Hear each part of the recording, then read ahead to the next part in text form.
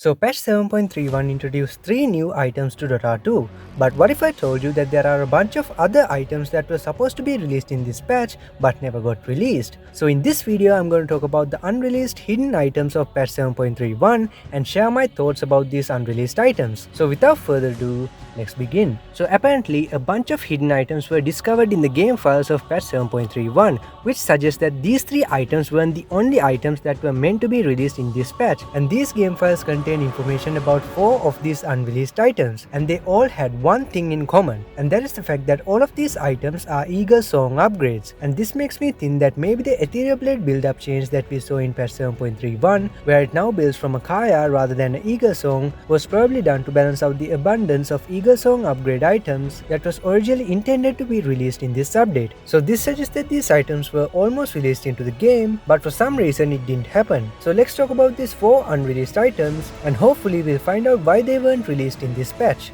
And by the way, you can find the timestamps for each of these items in the description box below. So with this in mind, let's continue. So the first unreleased item in this list is called the Bruiser's Maul, which is an item that combines a basher with an Eaglesong. And this item has the basher's passive, and it also have another passive called Tenderize, which causes each attack you land on an enemy to reduce their attack speed by 5% for 3 seconds. And it's worth noting that the Tenderize effect stacks and the debuff duration is refreshed with every consecutive attack. So this is a very interesting item that combines certain traits of Abaser Blade and Eye of Skadi into one item. But despite being sort of a hybrid of these 2 items, you cannot get the best of both worlds with this Bruiser's Maul item, because it doesn't have the defining aspects of each of these 2 items, like the guaranteed stun of Abaser Blade, or the strong movement speed slow and the health regen reduction of Eye of Skadi, but instead it has its own unique passive called Tenderize, which does something different. So this means that each of these 3 items have their own unique aspect, and this makes the Bruiser's Maul a overall balanced and a unique item.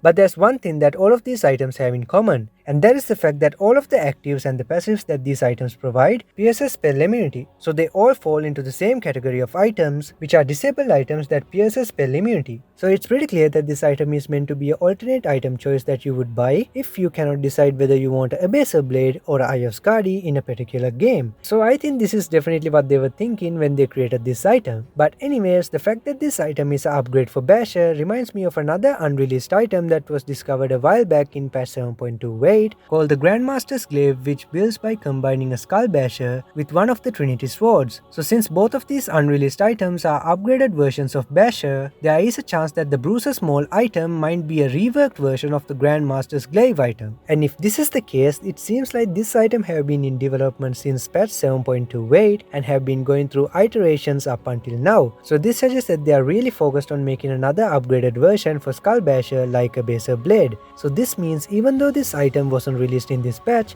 there's a really high chance that we might see this item released in the future. But anyways, the next unreleased item in this list is called the Voidwalker's Scythe, which combines a javelin with an Eaglesong, and this item has 2 passives. The first passive is called Swift Strike, and it basically causes every 4th outgoing attack to have True Strike and deal 300 bonus magic damage. So this passive is very similar to the Enchanted Quiver's passive. And the second passive of this item is called Void Shift, which causes every 4th incoming attack to make the owner of this item become untargetable for 1 second. So basically, the owner of this item gets a buff that is similar to Dark Willow's Shadow Realm every time the enemy attacks the owner 4 times. So as you can see, this item is great on high attack speed heroes, while at the same time it also counters other high attack speed heroes. So this is a pretty interesting item with 2 great passives, and both of these passives are useful in a lot of situations, because one gives offensive power while the other one gives defensive power, and not many items give these kind of benefits all in one item, and this fact makes this item a worthwhile and a versatile purchase for almost any game. And on top of that, this item is pretty cheap for all it provides. So all of these factors makes me think that this item is a little bit overpowered. I mean, this item will be really overpowered if it's used by a hero like Wind Ranger or Troll Warlord. And therefore I think this item should have some restrictions that prevents heroes like this from abusing this item's power. And I also think this item's build up should include a recipe to increase this item's gold cost to make it more balanced. But anyways, with all of that aside, there's one interesting thing about this Voidwalker Scythe item, and that is the fact that this is the only item of these 4 unreleased items to actually have a lore text written on it. Although you can clearly see that this is just a placeholder text for this item's lore, the fact that this item is the only one of these unreleased items to have a lore text written on it suggests that this item was almost released into the game in patch 7.31, but for some reason it didn't end up being released. And I think they didn't release this item because they probably wanted to balance out this item. Because like I said before, this item's passives makes it seem like it's an overpowered item, and it would be really scary to deal with if it was ever released into the game in its current form. So I'm really glad that they noticed that this item was too overpowered to be released into the game. But anyways, the next unreleased item is called the Eagle's Eye, and it builds from a Gem of True Sight and an Eaglesong. And this item basically have the passive of the Gem of True Sight, and it also have an active which reveals a 300 radius area within 1500 range for 6 seconds. And this active is very similar to the active that the Gem of True Sight got in this patch. So this suggests that this Eagle's Eye item was probably scrapped, and they gave the Gem of True Sight this item's active because they decided not to release this Eagle's Eye item. And I think the reason why they scrapped this item is because this item has some weird interactions that makes this item hard to use, because this item apparently cannot be dropped once equipped. And on top of that, when the owner of this item dies, this item actually disassembles and drops the gem to the ground. So when this happens, the owner of this item is stuck with the Eaglesong unless he somehow reclaims the gem or builds another item from this Eaglesong. So as you can see, these interactions make this item hard to utilize, and it also can sometimes cause problems to its owner in some situations. But even if these interactions causes these problems, they cannot really make this item not to have these interactions, because these interactions clearly exist because this item builds from a Gem of True Sight, which is an item that cannot be destroyed and will drop when its owner dies. So since they cannot really fix this item, they probably decided that it's best to scrap this item and give this item's active to the Gem of True Sight instead. So because of all these reasons, it's highly unlikely that this Eagle's Eye item will be released later on, at least not in its current form.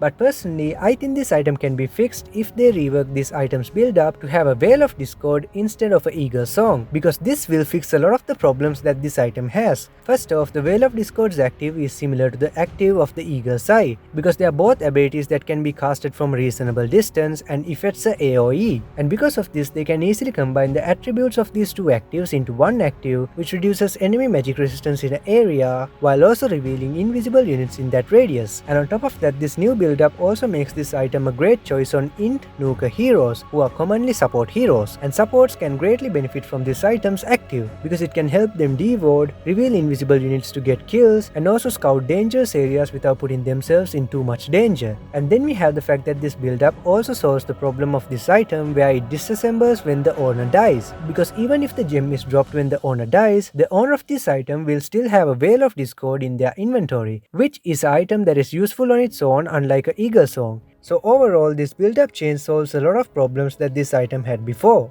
But in order for this build up to work, there's one thing we should take care of, and that is the fact that we have to balance the overall cost of this item, because a Veil of Discord is way cheaper than an Eaglesong, and this also means that the Eagle's Eye item will also be cheaper as a result. And in this case, we cannot just throw in a recipe to balance out this item's cost, because when this item disassembles upon death, this recipe will cause various problems in the owner's inventory. So to counteract this, I would suggest reworking Veil of Discord's build up as well to increase its overall gold cost. So I'm thinking they should replace the crown with a Kaya, because both Veil and Kaya are spell amplification items, so it makes sense that Veil would build from a Kaya. And if we tweak the gold cost of the Veil's recipe, we can easily adjust the overall gold cost of the Veil of Discord to be the same as the Eaglesong's cost. So there you go guys, Rogue, I balanced this item for you so that you can release this item as soon as possible in the next update. But anyways, now let's talk about the final unreleased item of patch 7.31, and that item is the Diffusal Blade 2, which is an upgraded version of the Diffusal Blade 1. And this item is basically the return of the Diffusal Blade upgrade that got removed from the game a while back, which was also called the Diffusal Blade 2.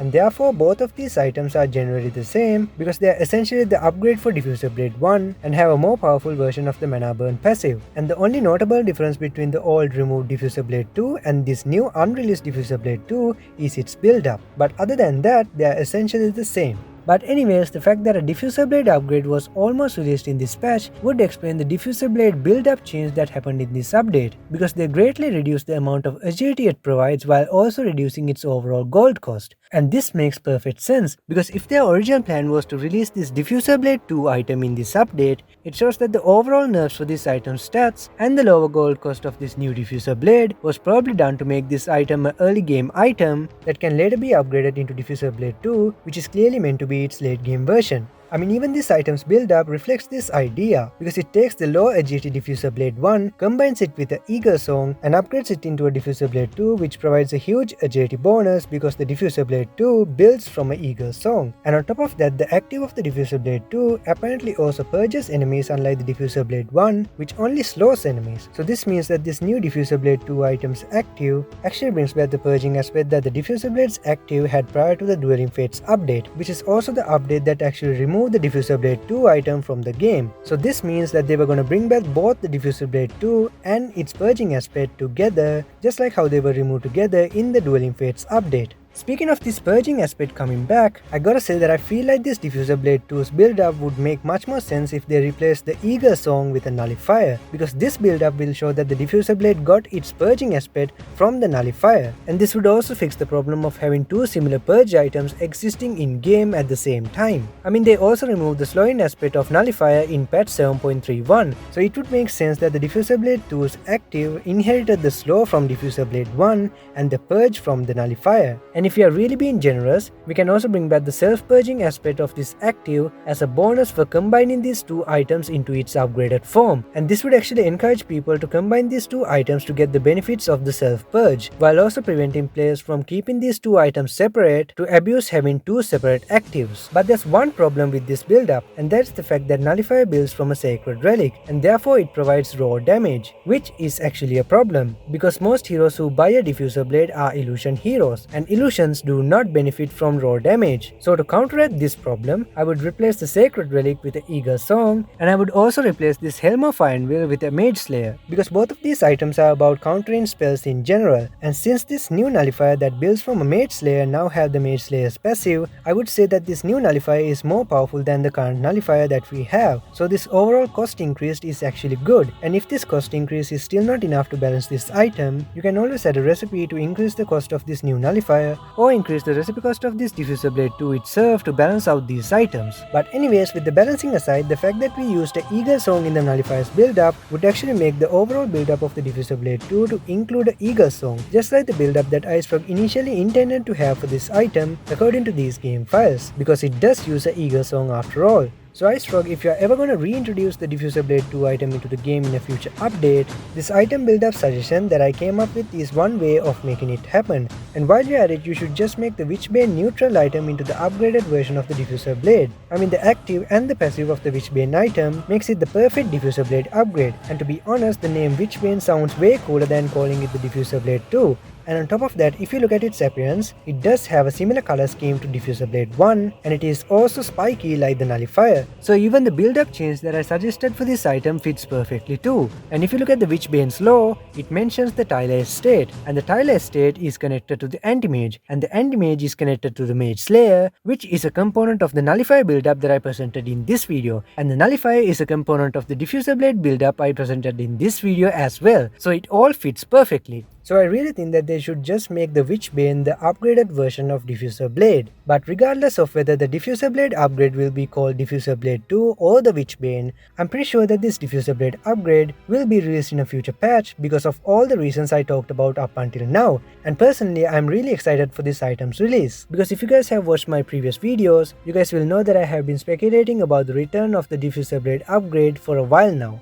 And with all of this evidence, it seems like it's only a matter of time before my prediction becomes a reality. And in addition to this Diffusal Blade upgrade prediction, I have also been speculating about the possibility of the Diffusal Blade's mana burn to stack with Anti-Mage's mana break. And finally, in this patch they did make that happen. So that's another one of my predictions that came true in this update. And the reason why I wanted this to happen is because they made all of the other orb effects stack with similar orb effects, and the only orb effect that was an exception was mana break and mana burn, which didn't stack with each other up until now. So it's only fair that it should happen, and it's about time that they made this happen. But anyways, those are the 4 unreleased hidden items of patch 7.31. So apparently it seems like they were planning on releasing 7 new items rather than 3 new items in this patch. And I actually thought that it was weird that they only released 3 items in this patch, because most major patches releases about 5 new items into the game. And we all know that gaming hates the number 3, so there's no way that this was intentional. And this makes me think that maybe these 4 items weren't released into the game either because they couldn't balance some of these items like the Eaglesong and the Voidwalker Scythe, or they just didn't have time to finish making these items in time for the patch to be released. And the reason why I think they didn't have enough time is because this patch was an unstable patch overall when it was released, because it had a bunch of weird problems here and there. And I also discovered a clue that suggests that this patch wasn't fully completed when it was released, and that clue is the fact that these 3 new creep abilities that were introduced in this patch didn't even have their own spell icons when patch 7.31 was released, and the icons for these abilities were only added to the game in the following patch, which is patch 7.31b. So this shows that the patch wasn't complete when it was released. And this is actually funny, because this patch took the longest time to be released in the history of Dota patches, and they still didn't have time to finish this patch in time. So could this be a sign that they were too busy working on the upcoming Great Conference all this time? Maybe, but we can't be sure. But all I can say is that we'll probably see these items released in the future, and hopefully they will be released soon. And Icefrog, if you're watching this, you can use the suggestions that I presented in this video to balance out these items faster so that they can be released as soon as possible. But anyways, that's it for this video guys. If you guys like this video, don't forget to like, share and subscribe and turn on notifications for more videos like this,